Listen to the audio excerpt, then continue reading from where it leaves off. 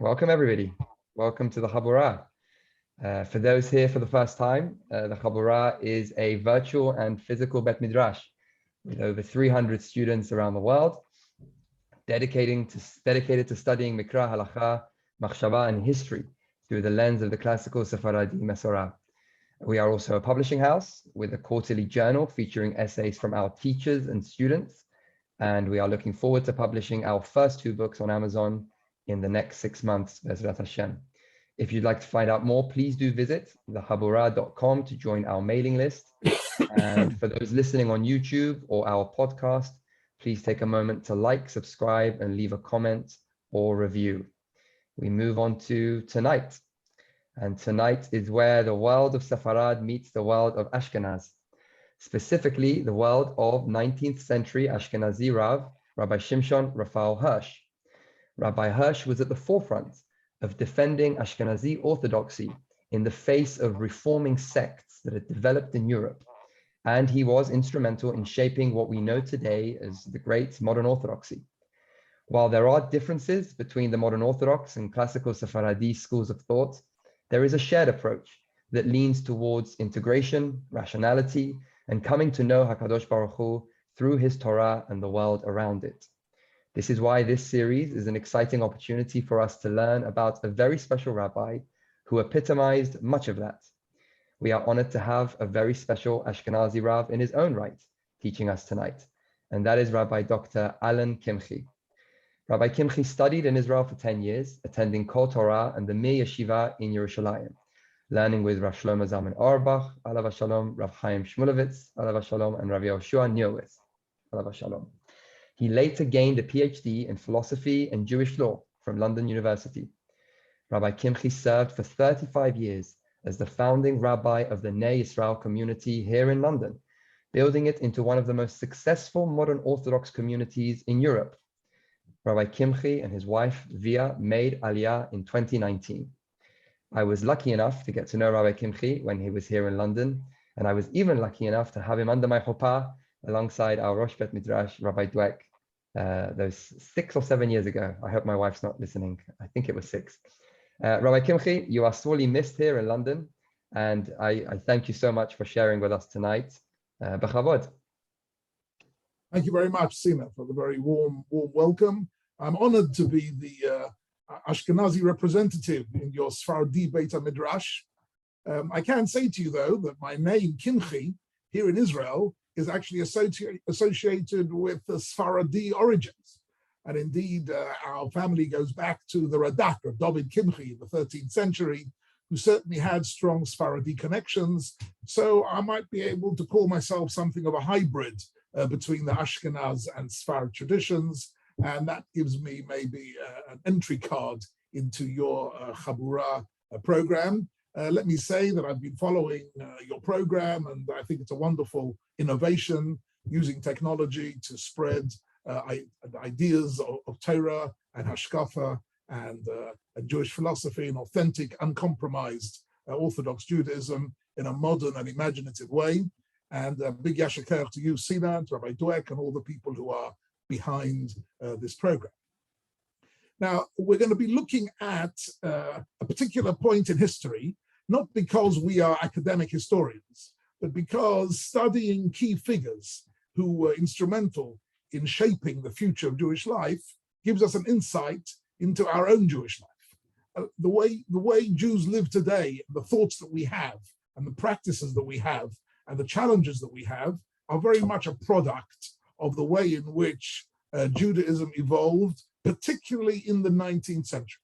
The 19th century was a turning point in the history of European Jewry, particularly Ashkenaz Jewry, but it impacted heavily on the Sephardi community as well. And I need to give you a few minutes of context in order to understand Samson Raphael Hirsch. Let me just say, Samson Raphael Hirsch was an Orthodox rabbi who lived from 1808 until 1888 and took a central role in strengthening and directing the future of Orthodoxy in Germany, but impacted much wider than Germany.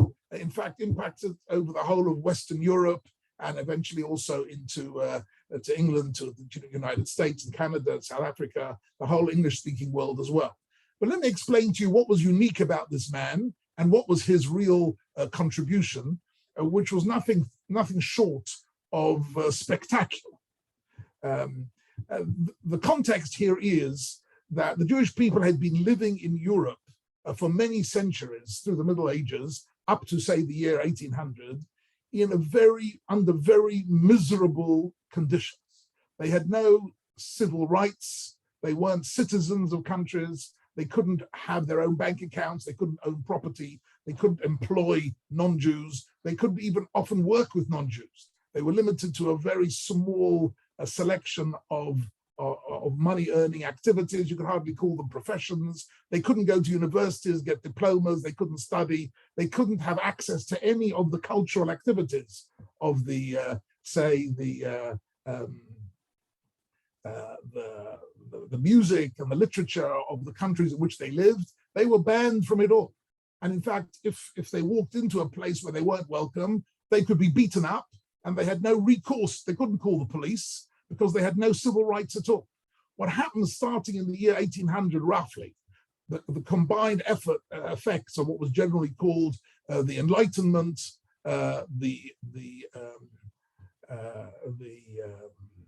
Aufklärung. the modern. Can you hear me? Is there a problem with the sound? Good.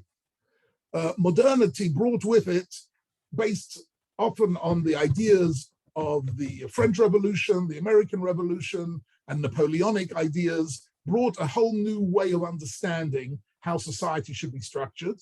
A new atmosphere of tolerance was slowly emerging, and slowly the Jewish people, the Jewish communities, I'm focusing now for the time being on Western Europe, were getting civil rights, and they were able to leave the ghetto, and they were able to integrate themselves into the non-Jewish world. And it's difficult to overstate what an immensely powerful experience this was for the entire community. For the first time, they could own property and live in houses outside of the few streets of the Jewish community. They could apply to universities. They could learn German. They could go to the coffee houses and to the concert halls. They could be involved in studying in universities and become academics and civil servants. And the opportunities, commercial and social and intellectual opportunities, were dazzling, absolutely dazzling. And for an Orthodox Jew, what this meant was the following. He was being offered the most unbelievable new life, something which his parents and grandparents could never even dream of. But the price he had to pay for it was to abandon Torah and mitzvahs. He couldn't go into the university and keep Shabbos and Yom Tov. He couldn't go and mix socially with the non-Jewish bankers and businessmen and not eat non-kosher food. He had to somehow get rid of all the Torah and mitzvahs and assimilate into the non-Jewish world. And the wave of assimilation in the 19th century in Germany, in France, and in Western Europe in general was not so much a wave, more of a tsunami. It was completely, so much so that there were many cities which 50 years previously had been centers of genuine Orthodox Torah and mitzvahs, where there was hardly a minion left of anybody who had any ideas of Jewish life. If you wanted to advance yourself socially, the price you had to pay from a Jewish point of view was disastrous. And the challenge that faced all the Orthodox rabbis of Europe at the time was how to deal with modernity. What should be our response to modernity?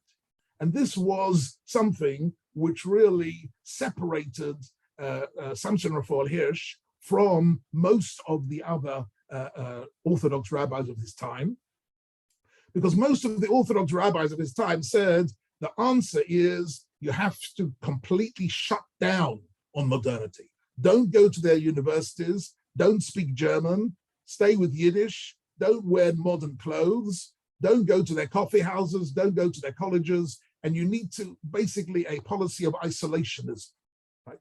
So on the one hand, you have this massive, overwhelming drive towards assimilation, and not just assimilation, it was also a conversion. In other words, there were lots of people who believed, famously, there was, for example, a famous a poet and author in Germany called Heinrich Heine, who lived in the 19th century, who was born Jewish and brought up Jewish, but he got himself baptized. And he said publicly that his baptism was his entry permit into the non-Jewish world, into the academic world, into the world of... No publisher would publish his works if he was a Jewish writer. He had to be baptized. Benjamin Disraeli had to be baptized, was baptized to become a member of parliament, right? There were lots of people who had to go through baptism, famous people who had to go through baptism, and the Hamoinam in the community in general, they felt if you wanted to get a job as a civil servant, to get a government job, you had to be baptized. And there were communities where 70, 80% of the communities became baptized, not because they changed their beliefs, they didn't suddenly start believing in Christianity, but it was simply an entry permit into this magnificent new world with all its opportunities for wealth and knowledge and culture.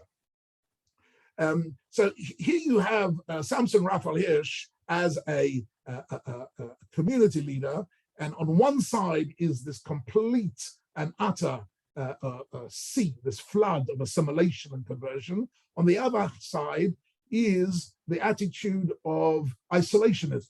A good example, for example, might be a contemporary of Samson Raphael Hirsch when he was in Germany. So you had, for example, in Pressburg, you had Rav Moshe Sofer, who was the Khatam Sofer. The Khatam Sofer was the Rosh Yeshiva and the Rav of the town of Pressburg, and his view was that Chadash Asur min HaTorah, that anything new that came out of modernity was by definition pasul, was a sign of a way of life which was fatal for people's Jewish life. And that was a perspective that anything that came up out of modernity was by definition to be rejected. It had some very almost strange applications. One of the interesting mega debates that took place in Europe, for example, in the 1830s and 1840s, just to give you a slight instance of this, was when somebody invented a machine for baking matzahs. Now you understand, from Moshe Rabbeinu until 1830, everybody had only eaten hand-baked matzahs. Suddenly, in the industrial age of the 1800s, there was a machine to bake square matzahs. No one had ever heard of this before. But undoubtedly, most of the poskim from a practical point of view took the view that these machine matzahs were much easier to monitor, to make sure they were not chametz and they were made properly, and to control the heat and control the time of production and to make sure that the dough didn't rise. The kashrut of these matzahs was not in question at all. They were much more, if you like, certainly matzah, not chametz, than the hand matzahs, which were rolled by all sorts of people doing the work and hand making matzahs, and it wasn't so well monitored. So you would have thought it's a magnificent opportunity. And nevertheless, there were a whole group of Rabbanim, Rabbi Shlomo Kluger from Brody, and the sons of Rav, the Hasidic Rabbanim, who came out and they said, machine matzahs are a sign of apikoros. It's chametz, not because it's a chametz in terms of hilchos matzah and chametz. It's chametz because it's a foot on a slippery slope into modernity. We don't want to allow the modern world to affect the way we are keeping our mitzvot. We are going to eat only hand-baked matzahs because machine-baked matzahs is treif. It's treif because it's a simon of a treif way of life. And this was a very interesting phenomenon across the board, all sorts of different activities. There was, for example, and there still is to this day. So to this day, you will find some people who are really insistent on only having hand-baked matzahs, without realizing what the debate was in earlier times. There was, for example, issues connected with the Reform movement. So here I'd like to speak for 1 or 2 minutes about the Reform movement, which began in Germany in about 1810 in Hamburg. The first Reform, what they called a temple, what we used to call a shul, what we still do call a shul. They didn't want to use the word synagogue. They wanted to use the word temple. I'll explain to you in a minute. To this day, if you go to America, the Reform shuls are all called temples. Why is that? And that's because when the Reform started, the very first thing they did was they wrote their own siddur. And the first thing they did to the siddur was they deleted out of it all references to Yerushalayim, to V'sechazena Eineinu B'shuvcha L'Tzion, to Esemach David Avdecha Meira Tatzmiach, any reference to us wanting to go back to Israel and rebuild Judaism in Israel, they deleted it. And they said, no, we are proud Germans. We will be Germans here. We're not waiting for Mashiach. We're not looking to go to Israel. We believe that our future is here and we are Germans. It's true, we're also Jewish and we pray to God, right? But we are Germans. So they were the most fiercely anti-Zionist for the whole of the 19th century. The Reform movement was fiercely anti-Zionist. It was only in the 20th century when the Reform movement realized that the new Medinat Israel emerging was going to be a secular state, that they suddenly started supporting Israel. But actually, the idea of the return to Israel was an anathema to them because it undermined what they perceived as their patriotism as Germans, which for them was their main identity. So they wanted as much as possible to be, and that's why, incidentally, they called their synagogue, they called it a temple. What they were saying was there is no temple in Jerusalem. We're not looking for a temple in Jerusalem. We've got a temple in Hamburg. That's what we've got. And that's what our identity is. And that is really, and the Reform also was sweeping through Germany at the most unbelievable rate. And in reality, what they were doing was they were undermining all the Yesodei Hadat. In other words, they weren't converting to Christianity, but they were saying our Judaism is a different Judaism, and the crucial philosophical point which they were challenging, which is still true to this very day, is they were challenging emunah in a very interesting way. Let me just speak about the word emunah just for 1 minute. We often speak about somebody who's got emunah, and we tend to think that having emunah means a belief in God, right? Now that is true, but that's really only a small part of our emunah, because the truth is there are lots of Christians who believe in God, there are lots of Muslims who believe in God, and there are lots of non-Jews who believe in God. Believing in God is not a hallmark of Am Yisrael. The Jewish people, the hallmark of Am Yisrael is not only to have a belief in God, but to believe in Torah min hashamayim. That the Torah that we've got is divinely originates, and that we have Torah shebichtav and Torah sheba'al peh, which comes from HaKadosh Baruch Hu, which is not a human creation, but it's a divine creation. And that by engaging in mitzvot, we are doing the Ratzon Hashem, we're doing what God wants from us. That concept was completely lost in Reform Judaism. They said, yes, Judaism, the Bible is a book that was written by wise people, inspired people over a few centuries, and they developed a whole new academic field, the Wissenschaft, which was what was called the Bible criticism, which is still alive and well in many universities to this very day. If you study Bible studies in Oxford or in Cambridge or in Harvard or wherever it is, you are studying Reform interpretations of the Bible, which does not assume or which rejects the idea of the divine authorship of the Torah. And with that is a total loss of our emunah.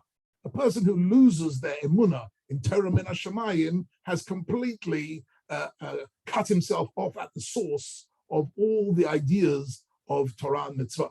Certainly the Yud Gimel Ikrim, the 13 principles of the Rambam, emphasizes the first few are about belief in God, but after that he says our emunah has to be connected to Matan Torah, to Torah min hashamayim.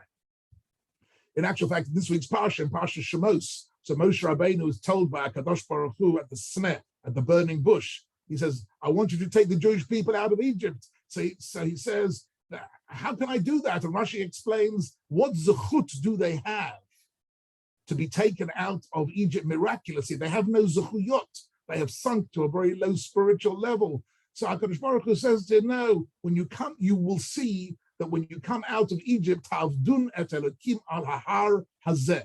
Now, on this very mountain where you're standing here on the burning bush, that is Har Sinai. And on this mountain, they will receive the Torah. In other words, it's a zechut not of events which have taken place in the past, but the zechut al Shem Ha'atid. This is a zechut, a merit that the Jewish people have because what they will do in the future. And that was the key to Yetziat Mitzrayim. And in actual fact, the burning bush, the sneh, both the Ibn Ezra and the Chizkuni say that the name Sinai is based on the word sneh, that the mountain was called Sinai because of the sneh, because of the bush in this week's Parsha, where Moshe Rabbeinu is told that the all-important moment will be Naseh v'Nishma. The whole of Yetziat Mitzrayim was only a preparation for Matan Torah, and therefore, coming back to our topic for this evening, the idea of Torah min hashamayim is a central concept of the whole of Orthodox Judaism, and it's the red line which divides Orthodoxy from Reform, Conservative on the other side of the line.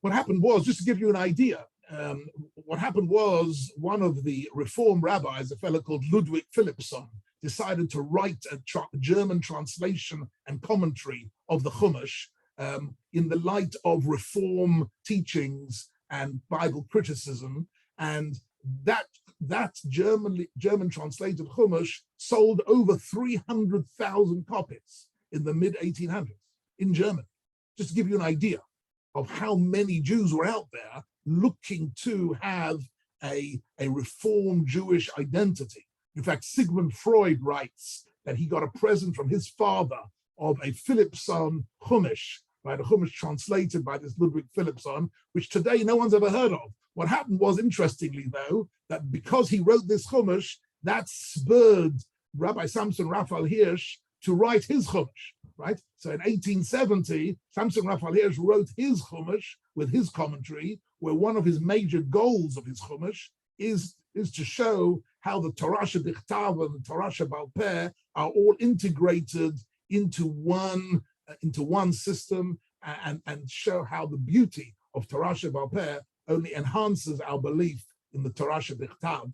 And I must be honest with you that this Hirsch Chumash, which I'm showing you here on the screen, is really an absolute masterpiece, a total masterpiece, written in about 1870. Interestingly, it was a response to this Reform Chumash, but actually it has done us a tremendous favor because of the beautiful ideas which it has formulated in the Chumash. The philosophy of Rosh Shimshon Raphael Hirsch was as follows. It's true that modernity contains within it all sorts of dangers which threaten our belief, which threaten our mitzvot, and that when you go to university, you will meet atheists, you'll meet people who live a promiscuous life, you'll meet people who undermine everything precious to Judaism, but it's up to you to stand firm and to be selective and to take the best that modernity has to offer us. It has to offer us lots of benefits, cultural benefits, intellectual benefits, the pursuit of wisdom, the pursuit of culture. All these benefits will enhance our Judaism. We don't need to blank out the modern world. We only need to be selective and to be strong and not be influenced by our environment. And he called this attitude Torah in Derech Eretz. This principle of Torah in Derech Eretz meant that unlike the assimilationists, you didn't have to abandon Judaism in order to be a modern person. And unlike the isolationists, like the Chassam Sofer and the whole Hasidic world, you didn't have to abandon modernity in order to be an Orthodox Jew. You could be a fully uncompromised Orthodox Jew and live fully in in the modern world, that the idea that that is possible, right, was a chidush of the most amazing proportions. For us today, we all take that for granted, right? I was in yeshiva for 10 years and I was in university for many years, and I combined my university and my yeshiva training, and for me that was completely normal. Why? Because Samson Raphael Hirsch led the way. He laid down the pole. Without Samson Raphael Hirsch, every Jew in Europe would have thought, I've got a choice to make. I can either live a shtetl existence, speaking Yiddish, and not reading any of the books and ever becoming involved in any of the professions and be a frum Jew and do what God wants, or I can assimilate or convert out and abandon Judaism. That was an either-or situation. Hirsch came along and he wrote his books, and to tell the Jewish world there is a third option. And the third option is Torah derech eretz. It needs you to be learned. You have to be learned. You have to be aware. You have to be strong. You have to know how to select out of modernity the best elements and combine them in a good way. But that's what God wants from you. Torah derech eretz. The truth is, there was a very interesting book written by the late Norman Lamb called Torah Umada, in which he brings out lots of different versions of Torah and Derech Eretz, because Yeshiva University has its slogan of Torah Umada, which is a variation on the theme. And that book is worth reading. I'm not going through it now at the moment, but it's worth mentioning that, for example, in his book, he shows that Rav Kook, in Rav Kook's writings, he takes Torah and Derech Eretz to a new level. But I won't go into that for the moment. Maybe that's a subject for another Shia, Rav Kook and Rav Hirsch, and what their influence was. But certainly, I would say to you as follows, that every Orthodox Jew who has gone to university and involves himself in the modern world and maintains his total commitment to halacha and to emunah, right, is in fact a Hirschian, is in fact a follower of Samson Raphael Hirsch, because he provided that path, which was then at that time in the Eastern Europe, for example, the Hasidic world and the Litvish yeshiva world, they considered it laughable. They considered this option of Hirsch laughable. To think that you can send young people into the non-Jewish world and expect them not to be influenced by the atheism, the promiscuity, and the general hefkerut of the non-Jewish world, and maintain their commitment to Torah mitzvot, they considered that to be a completely unrealistic and unimaginable formula. And therefore they fought against it tooth and nail. Let me give you one little example of a Dvar Torah from the writings of Rav Shimshon Raphael Hirsch's Chumash, which is in itself, I think, illustrative of his general philosophy. And that is in Bereshis chapter 9. The story, of course, is well known, that Noah comes out after the flood, right? And he plants a vineyard, and he gets drunk, and he behaves in an undignified way. His son Canaan makes fun of him, and his son Ham makes fun of him, and his other two sons, Shem and Yefet, they look after him and they protect his dignity. And the story, and what happens then is that Noah gives a type of a blessing and a prophetic statement to each one of his three sons. Don't forget, that's all there was in the world at the time. The world had been destroyed by the flood. There was Noah and his wife, and the three sons and their wives, and that's all there was. That's all there was left of mankind. So these three sons were the progenitors, the patriarchs of mankind, of the future of mankind. So he says, he first starts up and he says, Arur, that Ham, his son, should be cursed. Eved avadim yelecha. He should be a slave to his brothers. Sounds like a curse, not the sort of thing a father would normally do to his son. And it sounds a bit racial, it sounds a bit offensive. And then to his son, Shem, he gives a bracha, right? And Shem is the one who understands. Shem is, of course, the father of the ancestor of Klal Yisrael. That's where the word Semites comes from. It's from Shem, and he gives him a bracha, and then he gives a bracha to Yefet, and he says, Yaft Elokim li Yefet, v'yishkon ba'oholei Shem. That's what he says. What is that all about? So very briefly, again, this is not a textual share, but I just want to bring this as an illustration of Samson Raphael Hirsch's general philosophy. He says Yefet and Yaft comes from the word Yofi. It means beauty. It means the aesthetic aspects of life. It means, in a word, culture, literature, music, architecture, the beautiful aspects of the artistic world. That is Yefet. And in fact, Yefet becomes the ancestor of Yavan, and Yavan is Hellenism. So Hellenism becomes really the classic expression of Yaft Elokim li Yefet, that Yefet had this ability to understand the beauty of culture to its highest degree. Coming back for a minute to Shimshon Raphael Hirsch, you must understand that in Europe, Germany was considered to be the zenith of culture, the greatest music, the greatest musicians, the greatest art galleries, the greatest architectures, the Goethes and the Schillers and the literature, and they were the height of culture. I think now today in the post-Holocaust Europe, it's difficult to maintain that perspective with a straight face. But certainly at the time, in the 19th century, that's really what was believed. So they believed that in actual fact, so what Hirsch is saying is as follows: the three sons of Noah represent three different types of cultures where all the nations of the world fall under these categories. Cham, which means heat and passion, really is those people, those nations who worshipped power and might and self-gratification and the heat of the battle and the heat of the passions. That is Cham, right? Which in itself will lead a person completely astray. When he was saying Eved Avadim Yele Echav, what he meant was that in order for him to use his passions correctly, he has to submit himself to the values of Shem. Shem represents the values of Torah and mitzvot, the values of Avodat Hashem, the values of living a life in accordance with the way God wants us to live.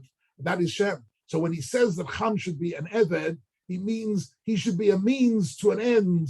If he allows himself to be subjugated to Shem, then he'll be using all his passions for a correct purpose. And the same is true about Yefet, that Yaft Elokim liyefet v'yishkon ba'oholei Shem, that Yefet should dwell in the tents of Shem means that Shem should provide a tent within which all the benefits of culture, of music, of literature, of science, of art, all those great achievements should come to their full fruition within Shem.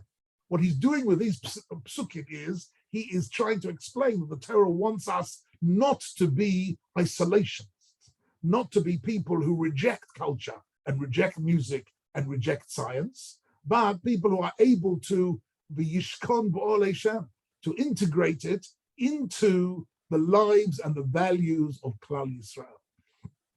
And this really was one of the great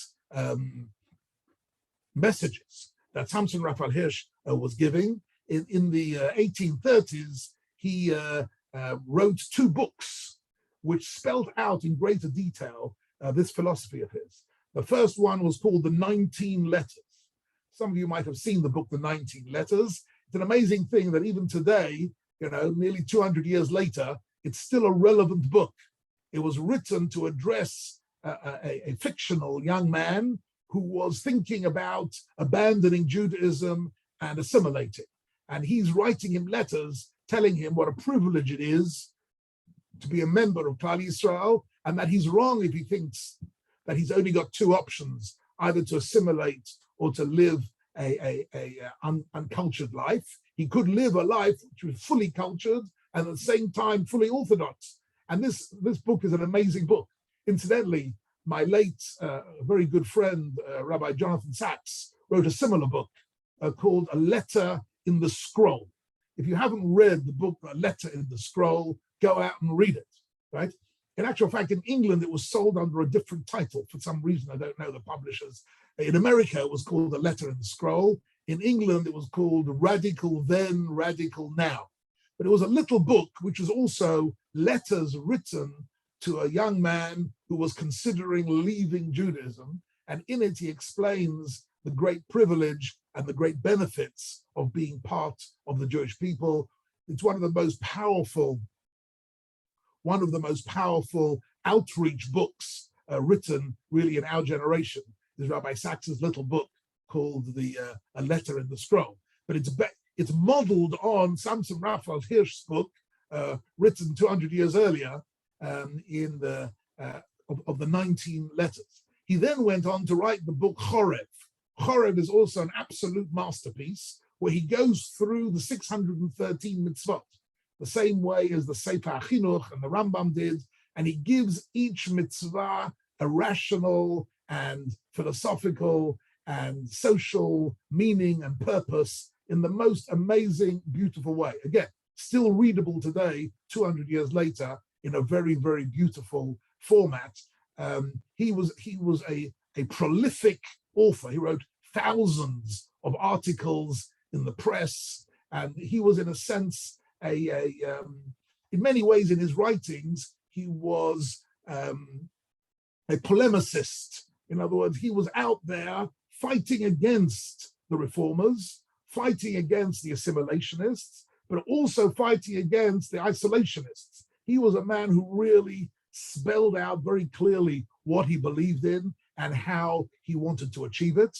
And in that sense, he was a man of tremendous, he was a bit of a, sometimes when I read some of his articles, he was a bit of a gladiator. You know, he was out there at the cutting edge of orthodoxy, trying to create a new identity for Orthodox Jews, that they didn't need to turn their back on European culture in order to preserve their Yahadut. They could be fully accredited Orthodox Jews with Torah and mitzvahs and become even Talmidei Chachamim, while at the same time absorb from the culture around them the best parts of it, which would only enhance their life. Now, one of the things that Shimshon Raphael Hirsch did in 1851 was he started a new kehillah. He started a brand new community, because he understood that going forward, he had to build, not just write books, he had to build an institution, which would be the flagship of his hashkafa, which would be the flagship of his principles of life. And he went to Frankfurt am Main, which was really predominantly, which had a magnificent history of Talmidei Chachamim and of scholarship and of Orthodox Judaism for many, many centuries. But now, in the mid-19th century, it was predominantly reform and assimilated, and it was almost completely lacking a core of Orthodox Jews. He built there a small community, which he called the IRG, the IRG, which I think means the Israelische Religionsgesellschaft, or something along those lines. You'll forgive my German, it's not absolutely accurate. But he built this new community, which was going to be a new model community. And in actual fact, after he built it and he put it together, it became, if you like, a gold standard for a new type of what we might call today modern Orthodox community. In other words, the contrast, some of you might have been to Hasidische Stiebels. Some of the men here might have occasionally been to a Hasidische Stiebel. Shuls generally, before Raphael Hirsch built his shul, were somewhat haphazard places where people walked in whenever they wanted to and sat wherever they wanted to, and either sang with or didn't sing with, and they were dressed any way they wanted to. They came in and davened, or they went out and they weren't members of the shul. And the general rule of shuls in Europe were along the lines of a stiebel, of very unstructured tefillah. Hirsch took the view that today, in order that Judaism and Tefillah is respectable, we need a shul with 100% decorum, 100% ordinal, right? And he made a shul where they had bylaws. Now, the truth is, if I tell you some of the laws of this shul, you will consider them somewhat draconian, right? We couldn't live today with the bylaws that he made in his shul. But amazingly, in mid-19th century Germany, these bylaws made this shul into something magnificent. But basically, the bylaws said things like, only members of the shul use this shul. If you want to use this shul, you have to be a member. If you're a member, you have your seat with your name in it. You're not allowed to sit anywhere other than the seat which has your name in it. You're not allowed to sit anywhere else, and no one else is allowed to sit on your seat. That is rule number one. Rule number two, a very strict dress code. You've got to, both the men and the women have got to come to shul dressed exactly in the most dignified, respectable way possible, detailed out. And if they didn't, the Rabbi would chuck them out of the shul. Right? Thirdly, the tefillah they had a chazan, a professional chazan, who had an operatic type of voice, and it was meant to be, the chazanut was meant to be a spectator sport. You were not allowed to sing with. Singing with was considered to be very common. You sat there like you sat in the Royal Philharmonic Concert Hall listening to an opera. That's how you sat. That was considered dignified in the 19th century, right? You didn't sing with, right? You sat in your seat. You were dressed perfectly. And of course, God forbid, no one was allowed to talk during that, right? Absolutely, that was absolutely impossible, right? And everybody had to pay their membership, and the decorum was the most unbelievable, and people loved it. People felt, gosh, this is it. Judaism has become respectable. It's not haphazard. It's not hefka. It's not a joke. It's something respectable. It's something important, right? And the chazanut was at the highest level. It was at a very good level of music. And when the rabbi spoke, he spoke in German, and he spoke beautifully. He gave a talk, which was like a half an hour lecture in the highest Hochdeutsch, in the highest cultured German. And this then became like a gold standard of what a community could look like, of people who were all Orthodox, but at the same time, they had absorbed from the German culture the dignity and the dignified way of standing before God. And when he spoke to them, he spoke about all the classic Orthodox Torah ideas of what does tefillah mean, and what does it mean, Shivisi Hashem L'negdi Samid, and what does it mean to stand before HaKadosh Baruch Hu and to daven. Everything was done absolutely kedas u'kedin. And of course, the Siddur was absolutely untouchable, right? You weren't allowed to adjust or amend anything in the Siddur, as opposed to the Reform, who had completely massacred the Siddur and changed all sorts of things left, right, and center. So you had a shul there, which then one of his colleagues, Samson Raphael Hirsch, wasn't operating completely alone, even though he was the leader of this hashkafa. One of his colleagues was someone called Rabbi Israel Hildesheimer, who was the rabbi of the Berlin Adas Yisrael, which was a similar type of shul, which didn't quite have exactly those bylaws, but certainly was built along those sort of lines. He also had another colleague called Reb David Tzvi Hoffman, who was the head of the Rabbiner seminar, where they were training Rabbanim. They were training Rabbanim to be the next generation of Torah in Derech Eretz rabbis in the Rabbiner seminar. Rabbi Hildesheimer and Rabbi Hoffman and others were training many Rabbanim. Just as a footnote, I just want to tell you something interesting, that when I was learning in Yerushalayim for many years, one of the things I was doing was learning halacha. We're learning psak halacha and doing what's called shimush. In other words, sitting in with a posek, listening to him ruling on all the questions that came in. And one of the people I sat with was Rabbi Yeshua Neuwirth, Zecher Tzadik Livracha. Rabbi Yeshua Neuwirth is the author of the Shmirat Shabbat Kilchata, which became, the Shmira Shabbos became the classic halachic book of the laws of Shabbos. And he had like hours of the day, a couple of hours in the afternoon. We had an open door and people came in and asked questions of all different sorts. And I was able to sit there and listen to him giving answers. And it was a most amazing sort of internship. That you hear somebody giving answers, and then afterwards he would, if I had questions, he would explain to me why he said what he said. Every now and again he would ask me, what do you think? What do you think the answer is here? But why am I mentioning all this is because the father of Rav Neuwirth was a Rav of a big community in Berlin. And his father had studied in the Berlin Rabbinus seminar of Samson Raphael Hirsch, of Rabbi Israel Hildesheim.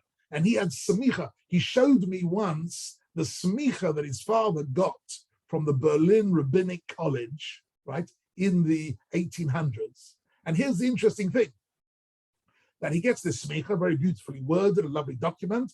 And then at the bottom, it says, there's a disclaimer at the bottom. It says, we want to state here very clearly, right? We want to state here clearly that if this man, to whom we have just now ordained as a rabbi, if he ever steps foot inside a reform shul, a reform synagogue, this smicha is retroactively invalidated. This smicha is only given on the understanding that he will never set foot inside a reform institution. And it was interesting to see that in the text. It showed you a little bit of a snapshot of the battles they were fighting at the time. They wanted to create a new generation of Orthodox Rabbanim who would then serve Orthodox communities throughout Europe, who had this principle of Torah and Derech Eretz, who were able to combine the best of Orthodoxy together with the best of the local culture. And this is really, what's interesting to me is that this label of Torah and Derech Eretz has become, in my lifetime, unpopular. If you say to people, do you subscribe to Torah and Derech Eretz? They won't jump and say, yes, that's a wonderful way of life. They won't do that. I'm not quite sure exactly why that is. It's probably the influence of the yeshiva world. But the truth is that in the yeshiva world itself, a large percentage of people who are yeshiva trained, including myself, do eventually go to university and do eventually become qualified and do eventually become professionals. And by doing so, they are, maybe without using the label, living a life of Torah and Derech Eretz. And that was what Samson Raphael Hirsch was really all about. He was able to fight against the waves of assimilation. It was not easy for him, but he had to at the same time fight against the reform movement. And this also created a whole different phenomenon, which was called in Germany the Austritt. The Austritt-Gemeinde meant that the general German the government of Germany wanted all the Jewish communities to be in one organization, right? To have a general organization of Jewish communities.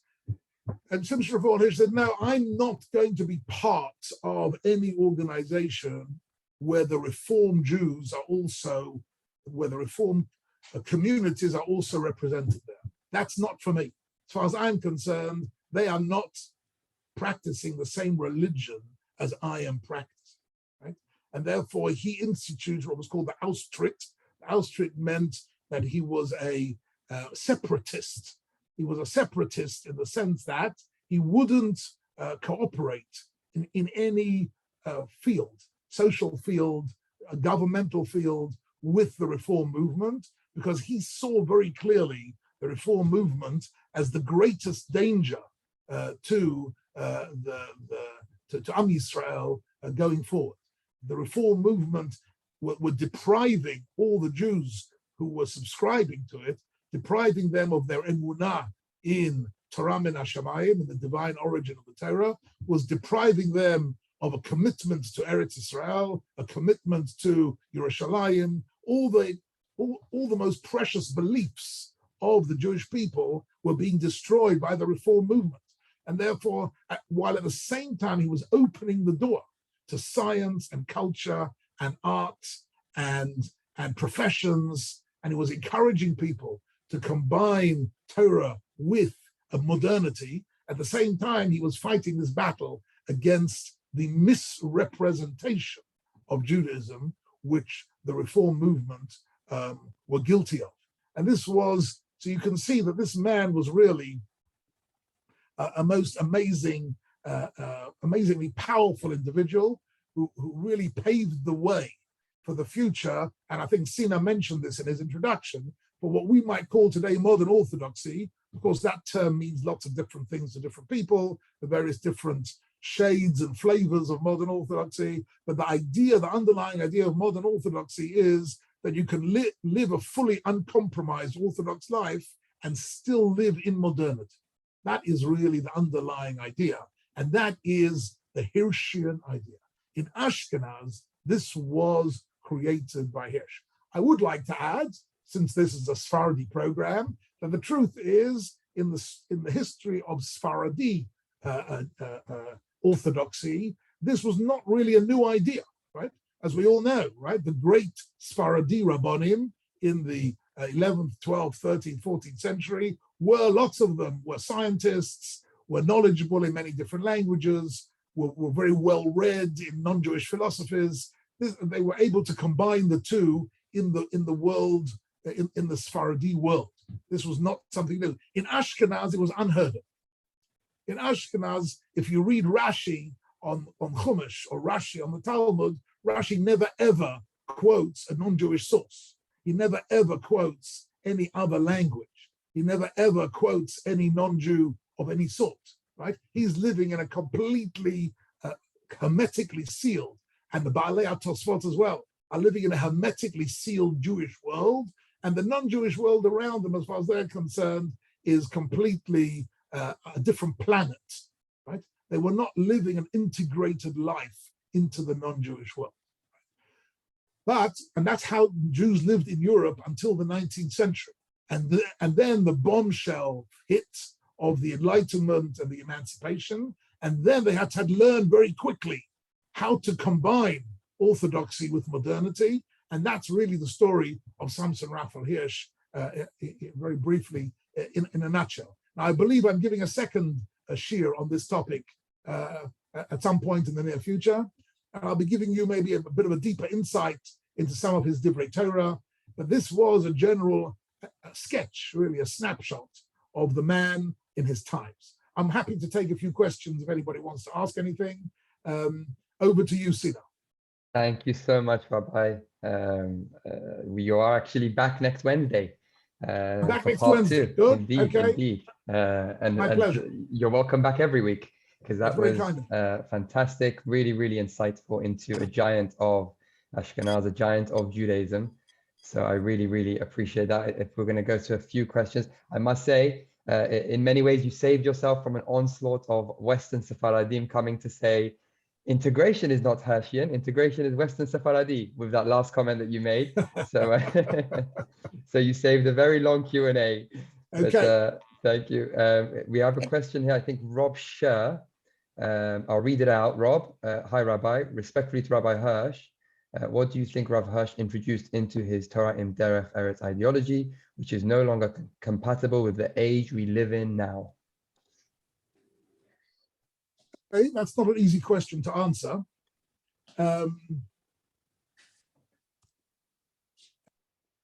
I think that the age we live in now is very much connected to Eretz Israel, and that's a major element of our life. Whether we live in Israel or don't live in Israel, that's not the point. The point is we are connected heart and soul to the land of Israel and the Jewish people living in the land of Israel and the future of Israel. And that is a whole dimension of Judaism that he doesn't connect with. So I think that's probably the single largest aspect of the identity of modern Orthodox Jews today, which he did not connect to, and he did not really, wasn't really relevant to him in any way at all. Thank you. If I can quickly ask a question before I Sure. go to the audience, I'll steal a question as the host. I remember speaking with Rabbi Professor Mark Shapiro about Rav Shimshon Raphael Hirsch Yes. a couple of years back, and he was very much of the opinion that the Andalusian experience of the Hachamim of Sfarad definitely influenced his approach. Have you seen any references to Sephardi Hachamim in Rav Hirsch's works? Because I've looked and I can't find anything. I think Mark Shapiro is speculating. I'm not saying he's wrong. I'm not saying he's wrong, but I think he's speculating. He's saying, look, Samson Raphael Hirsch, of course, knew that the great Sephardi Rabbanim had managed to integrate secular knowledge and science of their time into their lives. But he doesn't really quote them or draw on them, to the best of my knowledge. That's not his overt sources of inspiration. No. Thank you. Let's go to Giddy in Miami. You can unmute. Hi. Thank you so much for the shiro. So I have a question. I think so. The Rav said that that Hirsch was really doing something that was wholly different than anyone else at his time, especially in Ashkenaz. But I have, from my understanding, and I'm no particular scholar of the Netziv, but my understanding is the Netziv did lots of very similar things, if to a much lesser extent, where he was quoting outside sources, non-Jewish sources. More, he quotes Mendelssohn a few times, and there's actually a big controversy with certain people hiding certain manuscripts. But it seems to me that there's something going on in that age, in that particular time in history, where Rav Hirsch and the Netziv were both seeming, which Ashkenaz people in Ashkenaz were more open towards outside information. Maybe the Rav can let me know if I'm off base here about the period in history leading into the synthesizing that Rav Hirsch did and the Netziv did as well. Okay, I'm pleased you mentioned the Netziv. The Netziv is really a subject for a whole talk on himself. A very, very fascinating individual. And you're right if you say that the Netziv did open his door occasionally to people who had a broader knowledge, but there's no question at all that the Netziv lived in a much more isolationist environment, and that the Volozhiny Yeshiva certainly did not advocate or recommend or tolerate any other secular studies.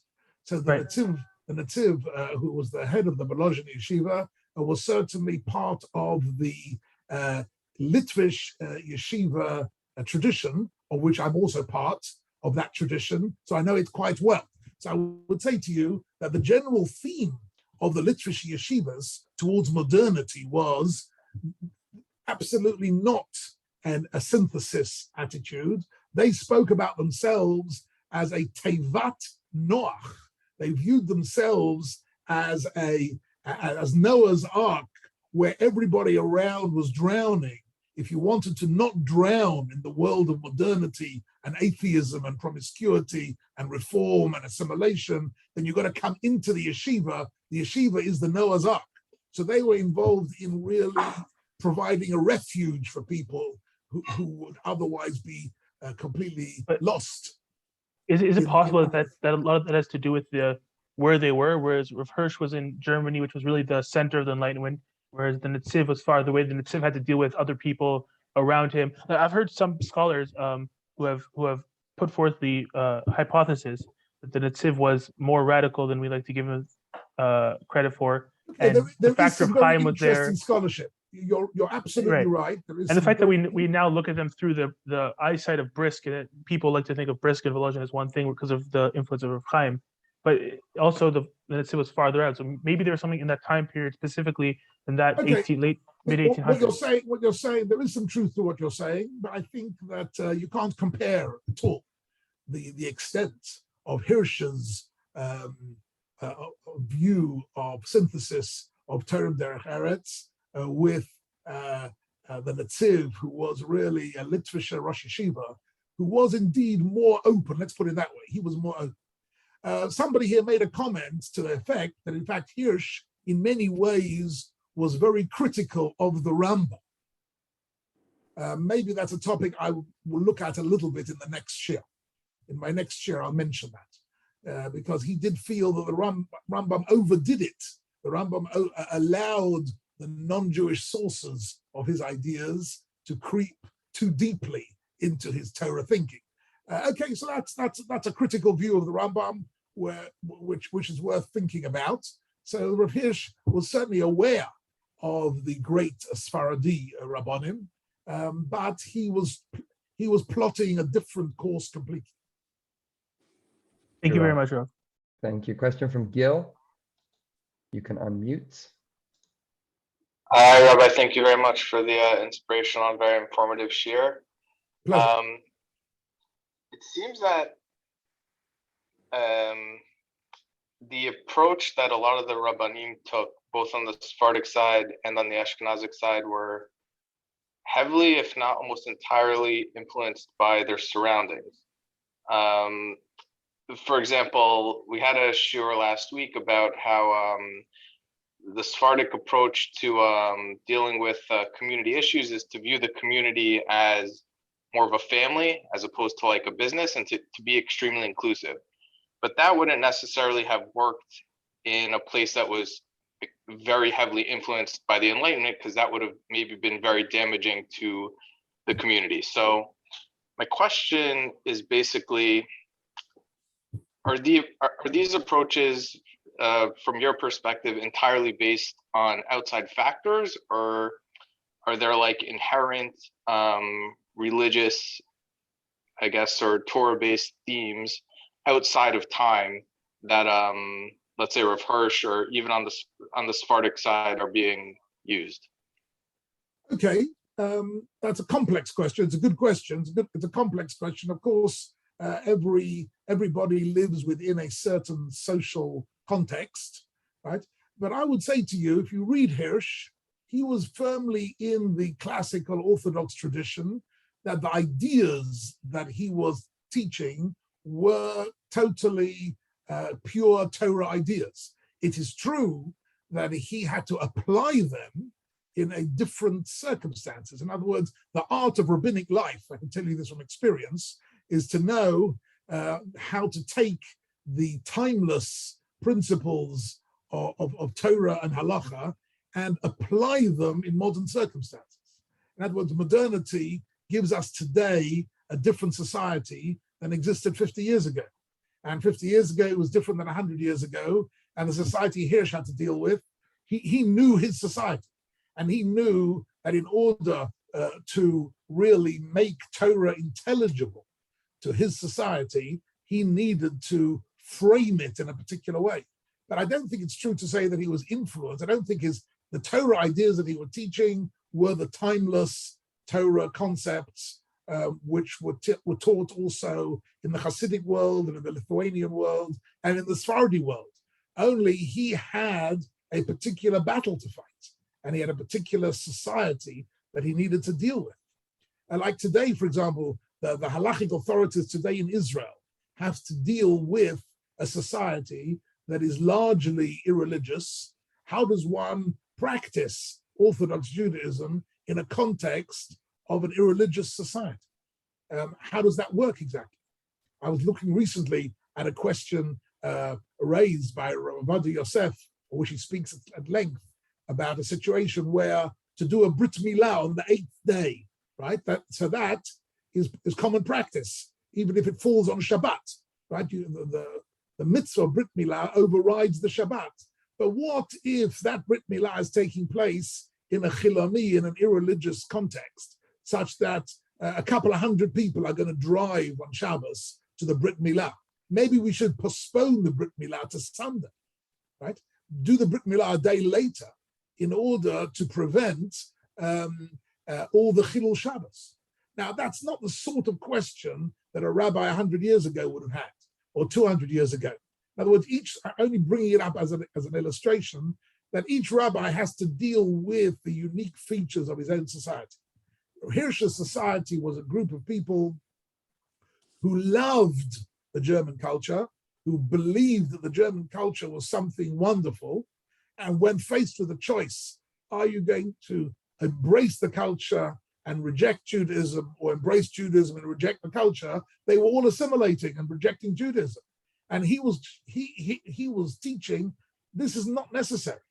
There is an approach which blends together the best of Jewish life with the best of the of German culture, and you don't need to give up anything at all. You just need to be learned and be strong.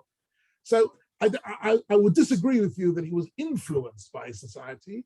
I would agree with you that he had to develop unique ideas and techniques to deal with a very difficult social reality. That's what I would say. Rabbi, do you have time for two more questions? Yes, One more question? certainly. Go ahead. Is that okay? We'll do Sure. one quickly as a text here. Simon Montague asks, as Western Sephardim, so Spanish and Portuguese Sephardim, to whom combining Torah with knowledge from the wider world is not a new idea, what can we learn from Rav Hirsch? I mean this is a positive inquiry, not dismissively. What can we learn from Rav Hirsch? Well, that's what I've been speaking about for the last hour. What we can learn from Rav Hirsch is that the culture in which we live has positive features, but at the same time, these features are dangerous for us, and not to underestimate the dangers of mixing. If you go to university and your close friends are all atheists who make fun of anything Jewish, you will find it very difficult after a while to maintain your Torah Jewish beliefs. If you're surrounded by people who live very promiscuous lives, you'll find it very difficult to exercise the self-control necessary to keep the halakha. This is not, and if you read Hirsch, you understand what he was doing. He was really alerting everybody to the dangers of the culture. But what he was saying was something beautiful. He was saying, yes, these are dangers. You must go in with your eyes open and know the dangers of the culture you're getting into. But at the same time, you should know that the culture has a lot to offer us. Science and culture and the aesthetics of literature, music, it has a refinement on the soul. And that's something that we can get, and which is good for us, and which is compatible with uncompromised halachic life. That's really the point. Thank you. Margaret, I believe you have a question. Thank you. Having grown up in Munk's shul, which has got to be the natural follow-on from the Frankfurt Gemeinde, I could just tell all my Sephardi colleagues and friends here that it is exactly as Rabbi Kimche said. We had a dress code. We were told after we were 12 that we had to wear hats to shul. We should learn that. The music aspect is very interesting because I believe in Rav Hirsch's time, there was wonderful church music going on. And so there was a great posse of musicians who wrote specifically Jewish music. There's Mombach, there are quite a few of them, and there's a big repertoire. And it's so that the Jew would feel at home in his synagogue, as well as the Christian would feel at home in his church, lahavdil, I might say, so that they wouldn't feel compromised on having their Sabbath service. And that goes on in shul today. I know that in Breuer's shul in Washington Heights, I know in Munk shul not so much today anymore, because we're 3 or 4 rabbanim removed from Rabbi Munk. But it's true, we had a wonderful chazan. But you know, there was very little singing with, it was listening to. And I know that it's very interesting everything that Rabbi Kimche said, because on Monday we had a talk from Rabbanit Dvorah Halevi, and she was saying exactly that in the Mizrach communities, particularly, for instance, in Egypt and in where the Rambam was, and these places where the Jew was not frightened of being part of a world, because he was confident in his own religion, and therefore he could afford to be in a multicultural world. And the reason you haven't seen that, you have a first-hand testimony that the spirit of Samson Raphael Hirsch's ear ger is still alive and well in Golders Green. There you go. Yeah, well, it's true. I mean, Rabbi Breuer was my uncle, so he was married to my grandmother. sister. So There we go. There we go. Absolutely. Absolutely. But see, the Auschwitz-Gemeinde that you spoke about, it wasn't only for the enclave of these Jews, it was also Polish Jews weren't allowed in, Hasidic. That was not what the Auschwitz meant. Auschwitz meant not joining together with the reform. That's what it meant. Auschwitz wasn't, it's true, there were certain ideas to keep it culturally separate, but that's not what Auschwitz meant. Okay, Sinan, you see that's this is a selection of people's responses to this era. But yes. I personally find it a very fascinating period of Jewish history, which was very formative for the way we live today. Absolutely, absolutely. Hacham, thank you so much. I'm sorry about everyone else who's got their hands up and have got comments and questions. It's almost midnight, I believe, in Eretz Israel. It's quarter to 12 for me. Yes, that's true. I've had a long day. There you go. I must say I've enjoyed this very much. I look forward to next Wednesday. Yes, see you then. Thank you, Rav, and thank you all for being here. Take care. All the Bye-bye. best. Bye. Bye.